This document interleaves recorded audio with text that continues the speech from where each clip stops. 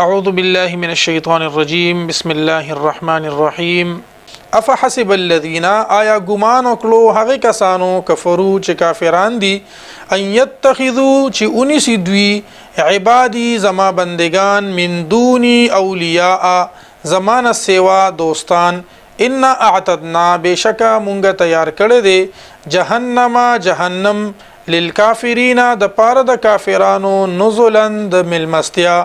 قل او فرمائے اے محبوب صلی اللہ علیہ وسلم هل ننبئکم آیا ز خبر درکم تاسو ته بالاخسرین اعمالا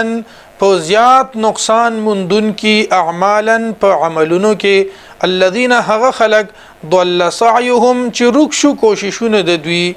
ختم شو یا برباد شو کوششونه د دوی فی الحیات الدنیا په ژوند د دنیا کې وهم يحسبون او دوی ګمان کوي انهم چې بشک دوی يحسنون صنعا خکوي صنعا کار اولئک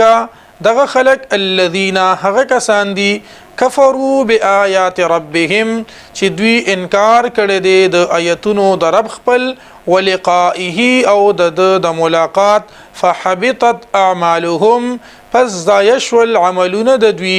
فلا نقیم لهم پس مونږ به نه قایمو د دوی د پاره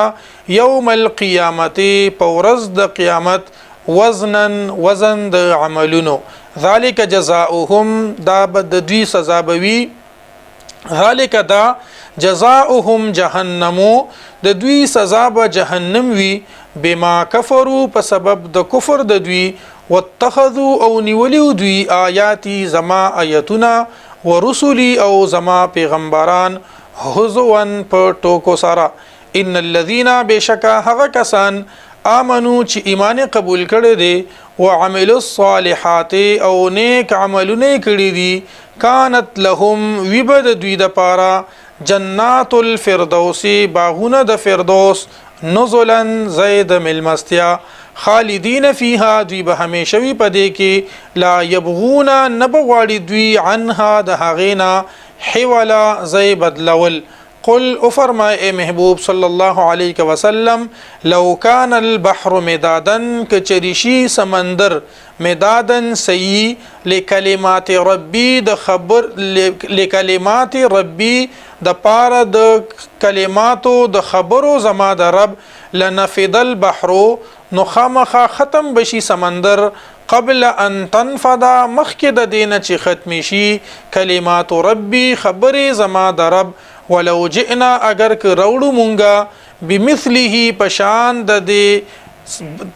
د دې سمندر مددن بل د پاره د مدد قل او فرمای اے محبوب صلی الله علیه وسلم انما خبر داده بلندا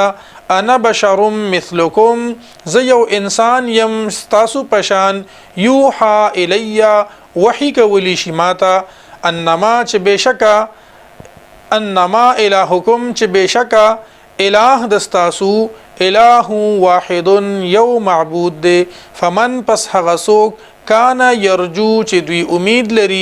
لقاء ربه د خپل رب د ملاقات فليعمل پکار د چې عمل وکي